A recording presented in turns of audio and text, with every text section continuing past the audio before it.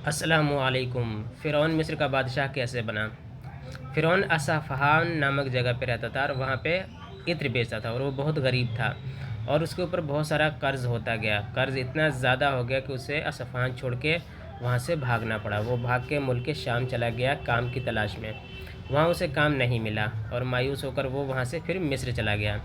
मिस्र में गया तो मिस्र में देखा कि एक गांव है और उस गांव में तरबूज बहुत सस्ते हैं और शहर में बहुत महंगे हैं। तो उसने क्या किया, गांव से बहुत सारे तरबूज ख़रीद लिए और वो शहर में लेके जाने लगा उन्हें बेचने। लेकिन रास्ते में उसको कई जगह पर चुंगी देना पड़ा, चुंगी यानी टैक्स देना पड़ा और टैक्स देने की वजह से वो शहर तक पहुँचते पहुँचते उसके पास एक ही तरबूज बचा। फिर उसने सोचा कि इस गांव में तो कोई निज़ाम ही नहीं है, बार बार कोई भी टैक्स ले लेता है, मैं भी जाता हूँ और इसका फ़ायदा उठाता हूँ। तो वो चला गया उसी गांव में और उस गांव के एक कब्रिस्तान में जाके बैठ गया और जो भी लाश आती तो उससे 5 दिरहम लेता था। कहता था कि मुझे यहाँ के बादशाह ने मुकर्रर किया है और ये चुंगी है, 5 दिरहम टैक्स है हर कब्र का।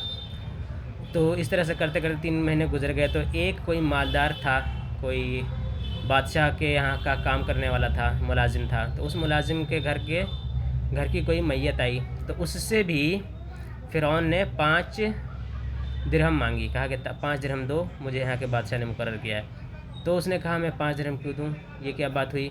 उसने बादशाह से शिकायत की। फिर फ़िरौन को बादशाह के पास ले जाया गया। तो बादशाह ने पूछा कि तुम्हें किसने मुकर्रर कर दिया कब्रिस्तान में 5 दिरहम हर किसी से लेने के लिए। तो उसने कहा मैंने जानबूझकर वो काम किया ताकि मैं आप तक पहुंच सकूं, मेरा मकसद आप तक पहुंचना था। फिर उसने एक पोटली से बहुत सारा दिरहम उसके सामने, बादशाह के सामने ला के रख दिया। कहा कि देखिए 3 महीने में मैंने इतने दिरहम कमाए हैं।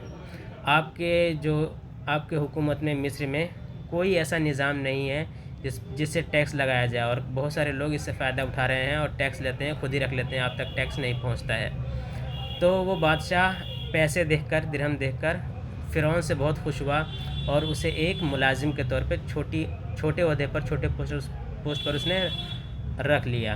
और फ़िरौन धीरे धीरे ऐसे ही काम करते करते बहुत बड़े ओहदे पर जा पहुंचा। और इस तरह से जब मिस्र के बादशाह की डेथ हो गई, जब वो मर गया, तो उसकी जगह पर वहाँ के लोगों ने फ़िरौन को बिठा दिया। तो इस तरह से फ़िरौन मिस्र का बादशाह बन गया। अस्सलामु अलैकुम।